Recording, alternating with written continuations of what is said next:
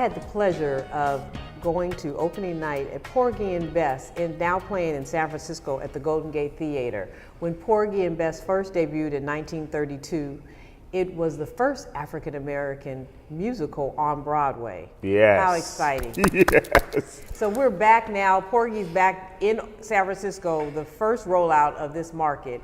And we have one of Oakland's finest, who's an OUSD graduate, Roosevelt Andre Credit, who is in the cast and a part of this amazing production. Yes. Thank you for joining me. Welcome I'm back honored. home. It's so what a blessing to be back. I love your laugh too. You just have it. I take no credit for it. Well, you know what's it's interesting because I didn't know any of the backstory or storyline of the play, but I just love theater and African American musicals. Yes. And Porgy and Bess is one of the first. So I didn't realize it was an opera though, the singing. So as you come from Oakland, how were you able to develop your craft as an opera singer? Because I'm sure that wasn't necessarily your training at Skyline. That's right. Well, I went to Skyline because it was deemed the School of the Arts that first year. So I got to go there because I should have gone to Oakland High. But so that's a whole thing. But I went to Skyline and I started winning competitions, the all-city choruses and things like that. Gary Grout was my first director there, and Professor Bruckner, and they taught me how to act, taught me how to sing, and I just continued to do it when I went to college. So where did the opera part come in? Did it come in college at Oregon somewhere? State. I went to Oregon State undergraduate. I was an engineer in the engineering school, and then I got the lead in the opera. The Marriage of Figaro, which is one of my favorite operas. And so I had to be a music major to take the lead. So I transferred to become a music major, and I stayed in the school. So did you know the storyline of Porgy and Bess when you auditioned for it? Because it seems like a perfect fit for you. That's very, thank you, that's very kind. I didn't know Porgy and Bess. Porgy and Bess had a little bit of, in the classical role, they say, don't do Porgy and Bess first, because then you'll be stuck in that role the rest of your life. So I did a lot of, other operas as well. And so I didn't know a lot about Porgy and Bess except for the music. And the music stands the test of time. So when I got the opportunity to perform it, I did a sit and sing, if you will, at Chautauqua many years ago. Right.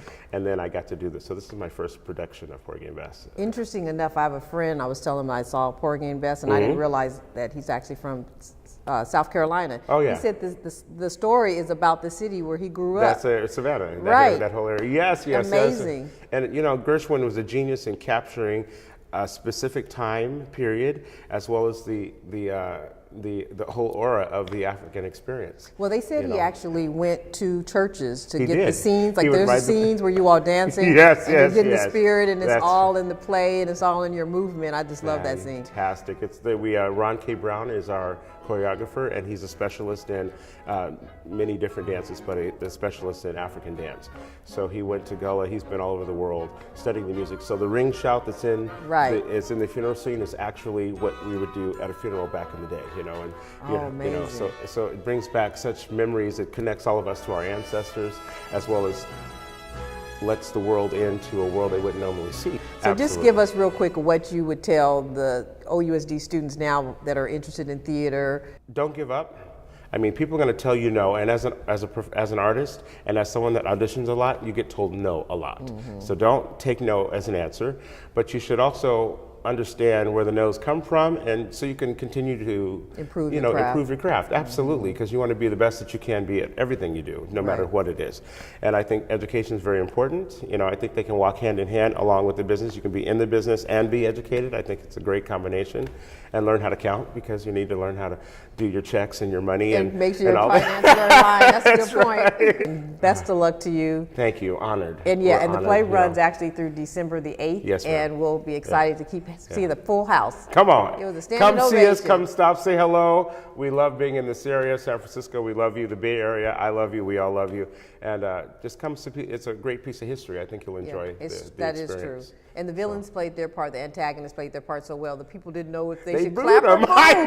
I said, that's it. Kingsley Legs is amazing. Alvin is amazing. I mean, it's just a great. It's a great production. The whole cast is fantastic. And Porgy is amazing. And it's a good piece of history, like you said. Yeah. Great. Yeah. Well, congratulations. Thaned you. Honored. Good. Honored. Break a leg tonight. Yes, we sure are. 2 shows today. Okay. Here we go. Thank you. You've been watching Spotlight with Shonda Scott. And our Spotlight today was on OUSD alumni Roosevelt Andre Credit, who is in the Broadway production that's playing right now in San Francisco, California at the Golden Gate Theater, Porgy and Bess. Thank you for joining us. Good night.